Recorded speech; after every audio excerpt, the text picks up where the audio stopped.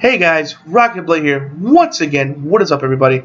By the time I upload this and stuff, it'll probably be Father's Day. So, I'm gonna wish you all early Happy Father's Day and stuff. And if it's Father's Day, if it is Father's Day, Happy Father's Day. I know I haven't done a video in a while. Again, I've been very busy, work and all that stuff. But I have a little other sheet of stuff to talk about today. In the latest episode of the RTB podcast. Yeah, you knew RTB podcast was coming, considering the fact that more stuff happened in Orlando, and of course E3. But let's get the bad stuff out the way. Let's talk about what happened in Orlando. It just seems so far my hometown just can't catch a break because not too long ago, after the horrendous post shooting, which I thought it was two shooters, only just one. A 2-year-old got killed by a crocodile. A 2-year-old got killed by a crocodile at one of the Disney resorts.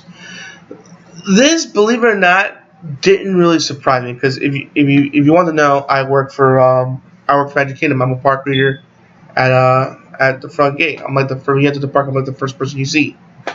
As I drive sometimes as I drive as my brother would drive for work from time to time, I would see a gator on the road, like it's all good, like it's like, hey, what's up, man?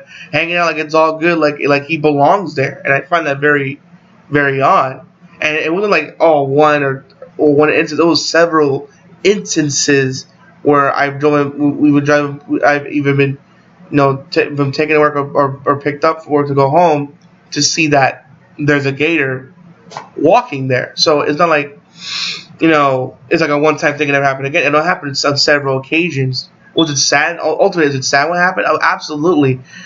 I can't imagine what that family is going through, losing their kid like that. And reports that the mom and dad tried to start the gator, but the gator just took that kid away from them. And it's unfortunate and it's sad, but it's something I knew about. It's something that Disney had a problem about, and I think now it's kind of sad that in society that we don't do nothing about something until something bad happens. We shouldn't wait till that point, but unfortunately that's how the world works. We do something until it's too late, and I wish it wasn't like that, but that's just how it is. So now they're gonna put signs and more about the gators in and more security and stuff. So and it sucks. I mean, you know what it is? You're visiting from Texas, you're going to Florida, you go to parks, you go to a resort, you have a drive outside your kid, and all of a sudden he gets killed by an alligator. I mean, that's something you're not going to forget. And plus, not for nothing, the lawsuit that's probably going to come. Nothing's been said yet, but I smell it. It's coming. Considering how people are suing anybody for any little thing nowadays, all the YouTube drama bullshit that's going on YouTube, which I'm not taking part of. That's bullshit. But, everyone's suing each other for the sake of just suing each other, so it's going to happen eventually, unfortunately, for Disney. And like I said, as a family, someone watching this video, my condolences. I mean, I don't know what it's like to lose someone that young, and my condolences to you guys, because no one deserves to lose their kid, especially like that. That is truly, truly heartbreaking. Just truly heartbreaking. And something else happened in Orlando, but it's not something positive. Obama came to Orlando and he put flowers where people were putting it was like a little memorial that people made up for the victims of the nightclub shooting, and Obama was there with his vice president. They put 49 flowers of the people that died. It was up there that only 49 people died, and tried to say the other ones in surgery. So I hope I'm hoping they're making the statistic just remains at 49, no one else dies. So here's to hoping.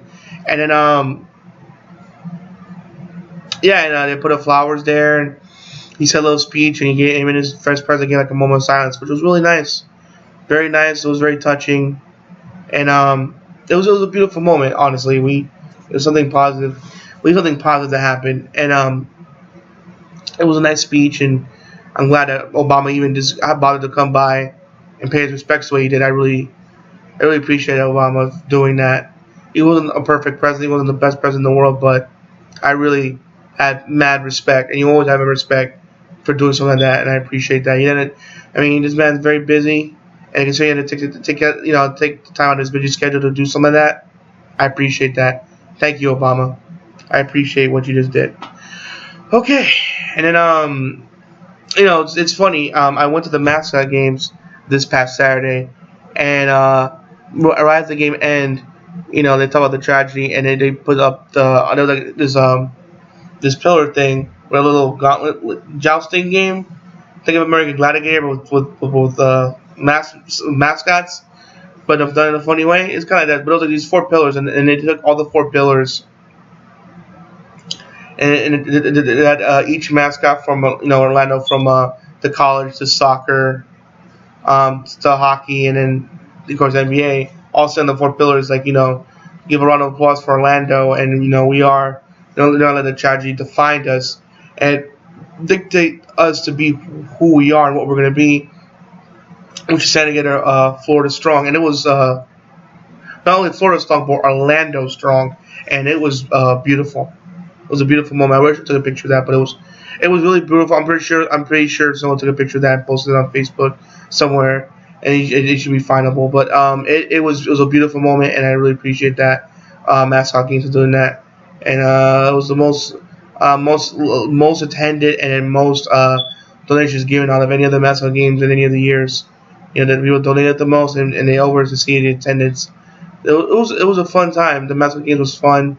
I really enjoyed it, and it's a fun little event to go to. I go to every year. It's definitely fun. It's once a year. If you haven't gone to it, go to it. And no, they're not paying me to talk about it. I've gone to it plenty of times. It is fun. Go to it. It's worth it. If you have a family and you have a good family-friendly time, it's a great place to go to. Go check it out. So again, I appreciate that for what they've done and then for you just doing that and everything and whatnot. So. Again, to the family lost a 2-year-old son.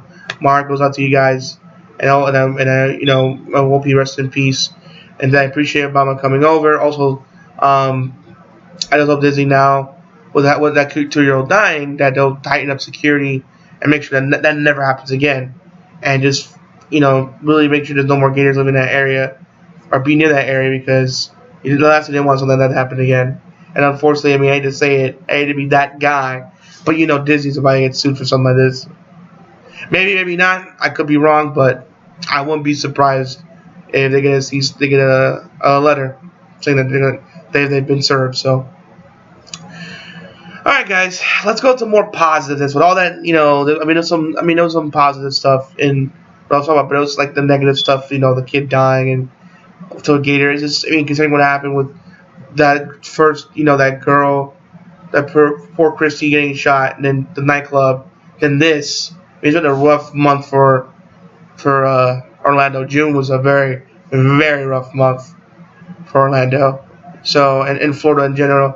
So, let's talk about something positive. Let's end on a positive note, because yes, I know the world's bad, and it's not always it's not always sunshines and rainbows, and I understand that. Even when I draw, I try to, I know there's probably people out there that's going through problems and trials and tribulations, and I try to do my best to entertain you. I know I bring them up, but I don't bring that kind of stuff up. But it's close to home. I want to talk about it, give my thoughts on it, but also let you know that there's positive things to talk about. And I hope to entertain you. Hope make you escape and give you some entertainment for what I do, and hopefully I'm gonna help you, give you that escape. And if I do, I appreciate that, and I hope to continue to give you that escape from the real world, because I know the real world is not the most greatest place in the world. Sometimes that can be very cruel, a cruel mistress. But I'll try to do my part and give you guys entertainment. And speaking of which, let's get on to some fun stuff now and show you that even with all the bad, there's good to stuff. And with all the chaos going around, E3 was happening, and I know there's a lot of stuff coming out. There's a lot of stuff coming out. Even like a top 5 list, top 5 games I'm looking forward to for this top. I did a top 5 list of top 5 games of E3. Some honorable mentions, the one that didn't make the list, because I know that would be great. These are getting them more interested and intrigued to see how to go with it. There's obviously Injustice 2 that got announced. I'm pumped for that. That looks epic. And of course, it's this lady. I think Ascending Rising, I believe it's called. I know you play like a girl with long hair with a bow and arrow. It's like these weird looking robot monsters going around. It looks like insane, and I can't wait honestly to give that a try because that looks like that's gonna be something special, and I can't wait to give that a try. But yeah. So then so yeah, with all that stuff going around, let's talk about the 5 games that I saw. I did see some. I mean, I watched some of it. I know there's new, there's more exclusive stuff, and there's Mass Effect and all these different, the new system from PS4 and PlayStation going to VR and the new Xbox, upgraded Xbox and stuff. But I'm just gonna just go right to the point and say why. What are my top 5 games I saw that I'm looking forward to? That's all for me 3. I have a top 5 list right here. So the first one, number 5, it will be God of War 4. For those of you who haven't played God of War 4, the way God of War 3 ended, I hope I'm trying to spoil as little as I can. The way it ended, you wouldn't think there would be a 4, honestly. Like, okay, it's over, it's done. Kratos did what he did, and that thing happened, and then that's it. I don't want to spoil it.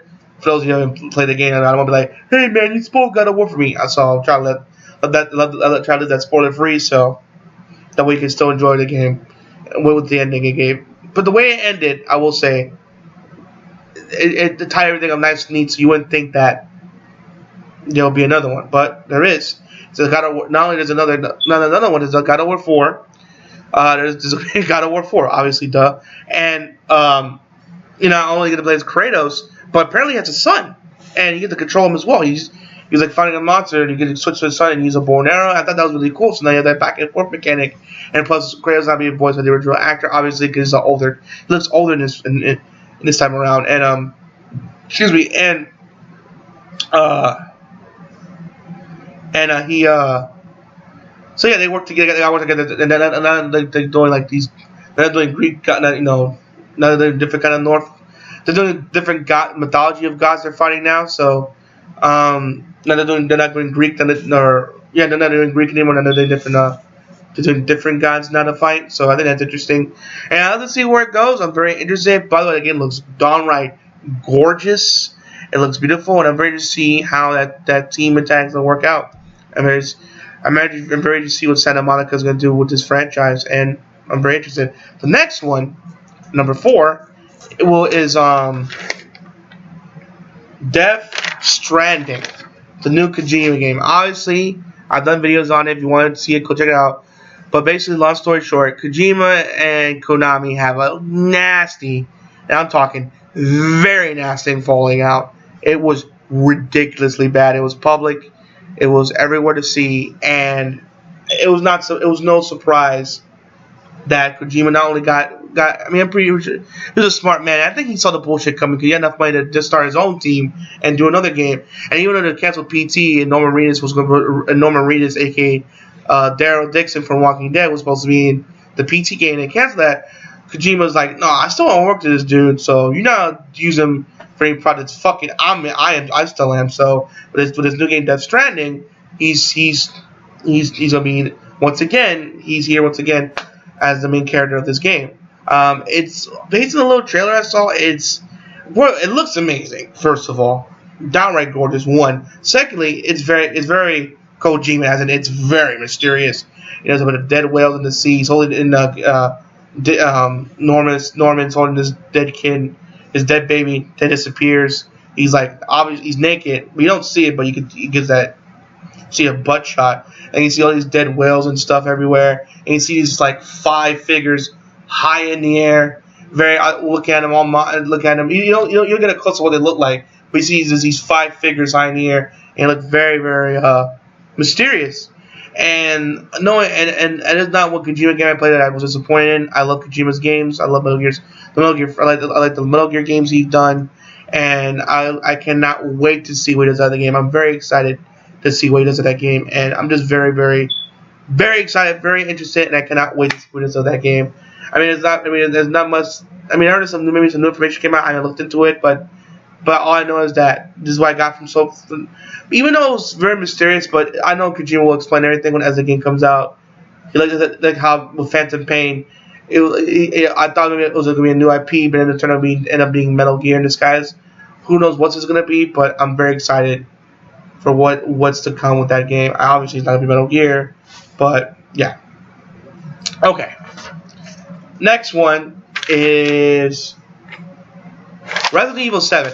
That came out of nowhere because last year they had a little a secret press conference. I think Angry Joe touched on it a bit. A little press conference last year that they had a new virtual game called Kitchen, and it got positive praise. It felt like PT, the new PT Silent Hill trailer and the new not trailer but game I meant to say, and it felt very PT. It was very horror. It was exciting, and it got such positive press. And so much positive where Capcom was like, you know what? People saying we should take Resident Evil back to the hard genre. You know what? Let's make this Resident Evil 7. And I'm very excited. And for based on what I'm hearing on the internet, it's gotten to say at least mixed reactions. Some being very excited, like, oh my god, this is great. This is awesome. I cannot wait for this game. Other people are like, whoa, this is gonna be lame. It's losing its identity. Why can't it go back to tank controls? It's being on those other first-person horror games that's out there, and blah, blah, blah, blah, blah. Here's my take on it. Obviously, I'm here to get my opinion on it. If you want to hear my opinion, here it is. I think, actually, this is a very, very smart decision to go down this route. Because, to be honest, the Resident Evil Resident Evil wheel is broken. Really fucking broken. They fixed it a little bit with Revelations 1 and 2. I played a little bit of 1. So far, so good. I love the original one. I loved it so much. I got it when it came out 3DS. I eventually got it when it came out to Wii U. I need to do a review of that game, by the way. Anyway, amazing game. I played a little bit of the sequel. So far, so good. It definitely has that creep. It has those Resident Evil 4 vibes. It has that action, but it definitely has that horror to it, which I love. About Resident Evil 4, it was action packed, but horror. But at the edge of, if you could die at any moment, if you do the wrong move kind of things. And I love that. I really, really love that. So yeah, that was that. So, it's gonna feel a little late, so I apologize. How I feel about it, I think it's a smart decision. Kind of said the wheel's been broken. I mean, even though, believe it or not, I'm one of those few people that like 5 and 6. I thought they were all fun. I liked all the campaigns, unique perspectives. I thought it was all fun. I enjoyed it, but I understand why people didn't like it. It was taken away from the series because Capcom was trying to compete with Call of Duty with these franchises, which that was the case. They should have done that with Lost. Properly do that with Lost Planet 3, but then they failed with. Maybe not with Lost Planet 3, but Lost Planet in general. Because more of an action franchise. In my opinion, for the first 2 I played, which I thought were excellent. Which is funny. The first one, the action was decent, but the story was pretty good. But in the second one, the story was but the action was like fantastic. Third one was like neither of them. And then so yeah, hopefully maybe they give it another chance because it is a good franchise and they shouldn't just forget about it. But yeah, it's just I think it's a great direction. It's a very smart direction because ultimately look what Outlast did. It was very well received. Very well received. Very, very well received. And you got some great DLC, so it proved that kind of genre can work. I'm hoping you get to shoot, obviously, defend yourself and shoot things from the first person perspective. But but also it's going back to the horror. What makes it famous. Should it gone back to tank patrols? Maybe. But, with VR being a hot big thing and being VR compatible, they want to, hop on that new technology and make it, and make it to where it'd be more exciting to get it. Oh, not only is this new is going back to horror, it's all first person, but it has VR support. So, to get it more attention. So, in my opinion, as much as we shit on Capcom, and Capcom's a lot of shady decisions, let's be honest here. This is probably the most smartest one they've ever done. Granted, with the Resident Evil, they're doing the whole multiplayer action thing, but at least with spin-offs, like with Raccoon City, Operation Raccoon City, which I didn't mind it. I actually thought it was a decent game. Same thing with the multiplayer shooter. It's not the main series. If 5 and 6 was more of a spin-off game, like Revelations was, and not really the main canon series, I think people wouldn't mind as much because they want the horror with it. You want to do some action Resident Evil games? Those should have been like spin-offs or something, not what uh not what was it 5 and not what was 5 and 6. I mean, 5 had some moments, but it was mainly action, and 6, though Leon's part was scary, the other two were just action, and they had a good blend, a nice little blend to it, but then just abandoned it. In my opinion, they should have they just should have kept that balance going. So, in my opinion, this is a smart direction. Let's give it a chance, guys. I'm the first one to shit on Capcom's dumb decisions. Trust me, from the mobile, from making Street Fighter 4, 5 exclusive, which I argue with the fact that they couldn't. They argued the fact that they could have made a multi-platform, but. No, they couldn't. No, argue that they couldn't because lack of money, because all their fuck ups. But I think they should. Maybe got a loan and do it anyway. Lack of making Street Fighter 5 exclusive to PS4. That was a really bad decision. The mobile game, going into mobile, the way they did was bad. It lost millions of money there. Plus missing their target marks on certain games like Ultimate Marvel vs. Capcom 3, Remember Me, and Lost Planet 3, and Resident Evil 6. The canceled Mega Man games, that hurt the bottom line, and all the DLC, and all the DLC bullshit. So ultimately, it hurt them. That hurt their bottom line, and why they had to go for Sony's help to do Street Fighter 5, because they lost a lot of money. At the time, they had only 120 million, which to you and me, that's good money. I could split. Take one person from the YouTube comment, split that money in half, and be good those of our lives. But when you're only running a video game company, which games are just as expensive as in making a movie, that's not good at all. So I understand why they want to take Sony's money to do it. Though, in my opinion, would I want them to make it multi-platform? Of course, I want everyone to experience on Street Fighter 5 to be on Xbox, to be on Xbox and Wii U. Of course, I would love something like that, or even 3DS. Being exclusive just sucks. Especially when it's always a multi-platform game, and it kind of sucks that that's not the case. But ultimately, at the end of the day, I'm sorry for all my rambling with that. Point is, let's give them a chance. This is probably the first smart decision they've done in a long time. So let's give it a chance. After all, based on what I've seen, it looks really, really damn good. Really damn good, and it looks nothing but positive. And I can't wait to see what they do with Resident Evil 7. And I'm definitely gonna pick it up, despite me being a wuss with horror games. But I'm gonna give it a chance. All right, next game on our list is number 2, the Spider-Man 4, the new Spider-Man game that's coming out for PlayStation 4. And the reason why I'm really excited is obviously I love Spider-Man games. Like, I love the Spider-Man 2 game that came out. I love Ultimate Spider-Man. I love the Amazing Spider-Man that came out from Beanox. I love Shattered Dimensions, the Spider-Man PlayStation games. So I'm obviously a huge Spider-Man fan. I love the games that came out. Not all of them were perfect. There were the doo-doo ones. The first movie one was and the third one was just you know what I mean? The third Spider-Man movie game. But there's been ones that have been good, like I mentioned before when I started talking about Spider-Man games. And so the reason I'm really excited about this game, because not only it sucks again. I wish Spider-Man wasn't exclusive. That's the only thing that's bad about it. But what's cool is who's doing it. Insomniac Games. If you don't know who Insomniac Games are, they're the same awesome that did the Resistance Fallen Man series and the Ratchet & Clank series, both which I played. Which was Resistance. I played like the PSP one and the first one, which were excellent, by the way. And I played some games here and there. What was it? Future Perfect and Quest for Booty and Size Matters, and for PSP and other two on console. Excellent games. I got Sucker Agent Clank I need to finish, and there's another one I have, and the two other ones I need to finish. But they're excellent games. Even the new one that came out that's only $40. Is of high quality. And it's kind of a reboot to the series, but it's such a really good reboot, which I didn't feel I really needed one, because all the games I've always heard the Adventure Things. At their worst was Secret Agent Clank. Even then, it did decent. It was a decent game, and of course at their best, it did like amazing games. But but I know people are thinking, well, what you meant was a first-person shooter, and a third-person action platformer game. What does that have to do with the open world? I mean, this is a different beast itself, and that's true.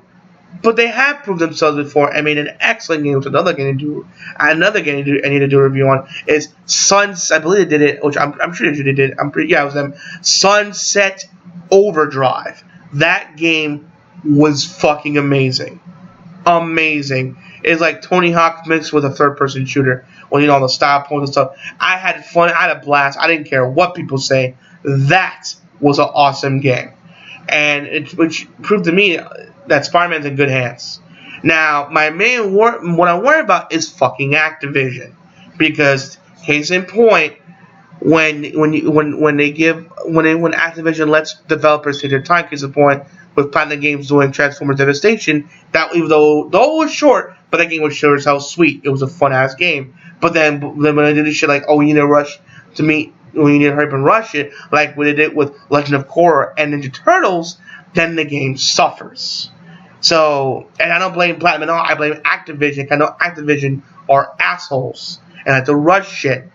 The only thing they don't really care for is like Call of Duty. Even then, the new game looks kind of They're hard to do shit like people are changing their minds, but still, when it comes to Call of Duty, it's their holy grail. Everything else is like, fuck everything else, which I hate that kind of attitude because of how you gonna build your brand. Honestly, they fucked over the Bond franchise, and I'm not and it's sitting on a license with until it expires, like assholes, so just giving it away.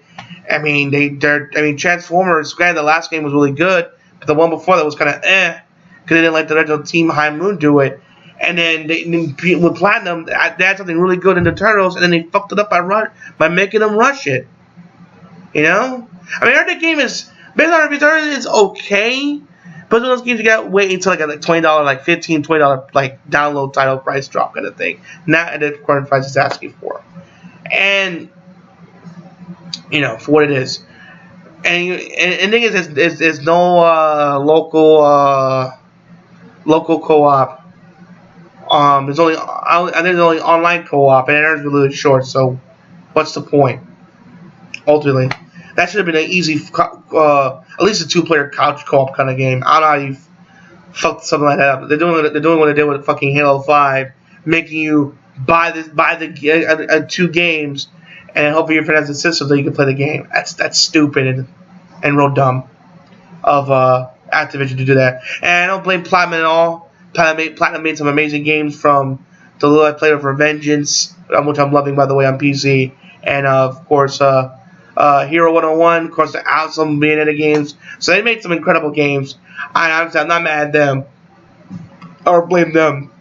I blame Activision because they're rushing them, and you need not to rush them, because when you properly give them time and effort, they produce some Game of the Year type of shit. Hell, I know when Revengeance came out, some people put that as Game of the Year, and some lists. So you need to stop rushing them.